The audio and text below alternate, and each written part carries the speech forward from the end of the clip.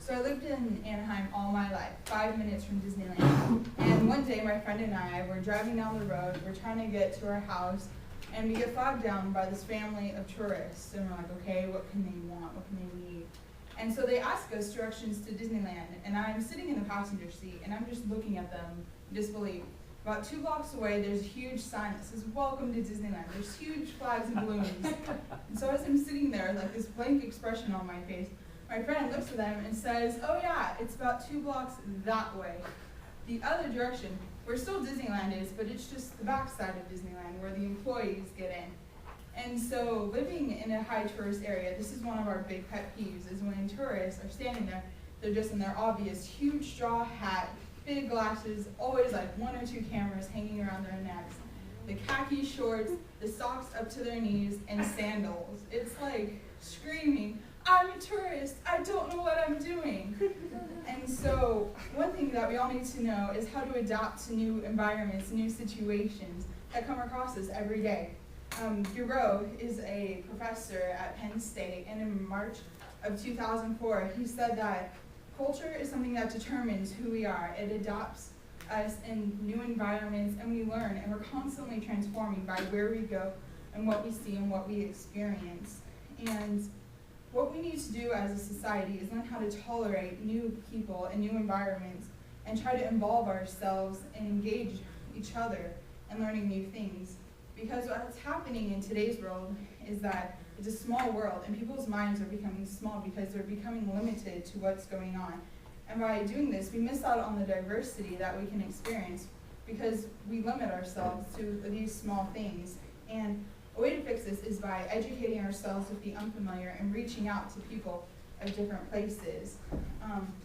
One of the problems is that it's a small world out there, and people's minds are becoming smaller too. When people travel, they tend to stick to the tourist attractions. When people go to Anaheim, they stick to Disneyland and only Disneyland. Very rarely do we see any tourists that kind of venture out into where we live and experience stuff that we live, so they get the true sense of what Orange County is all about. And people tend to stick with it like it's like Pirates of the Caribbean. Like if you venture out, people are going to hurt you and something, and so they stick to the one track type thing, like Small World, where everything is happy and they can just kind of get guided along.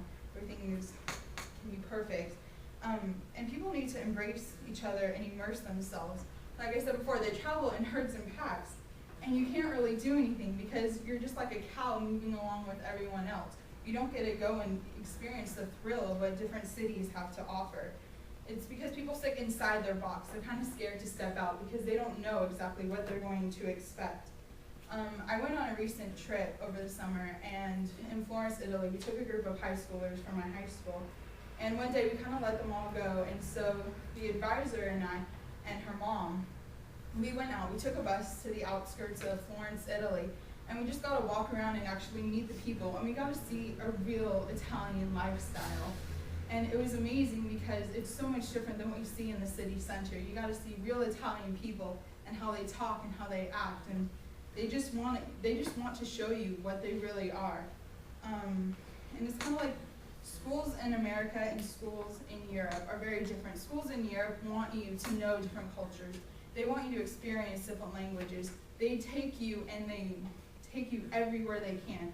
But in America, we limit ourselves to what is here, what we can tangibly touch, and which makes it really hard for us because not only right now are our minds kind of small, but in the later run on the job market scheme, they are so much more experienced to interact with different people, and jobs and bosses are gonna accept them more than they would here because of this experience.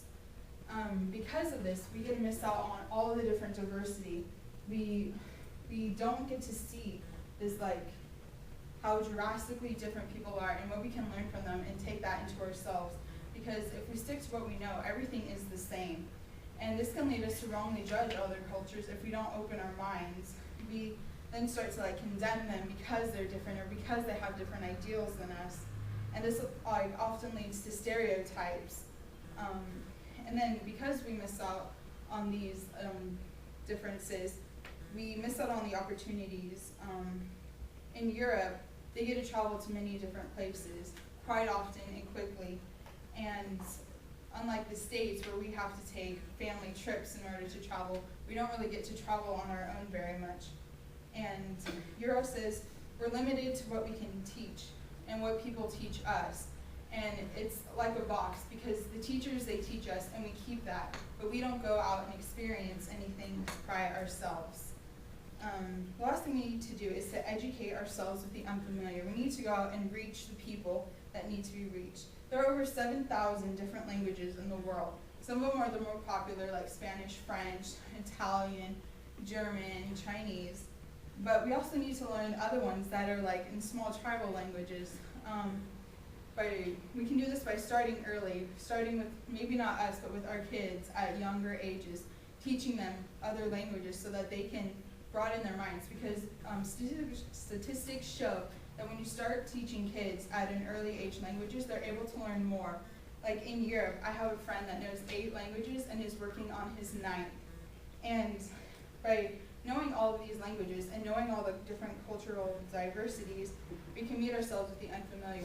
Chuck Sturm says that when you travel to a country, you shouldn't have a plan. You should just go there, get off the plane, and try to experience what it's all about and figure things out there.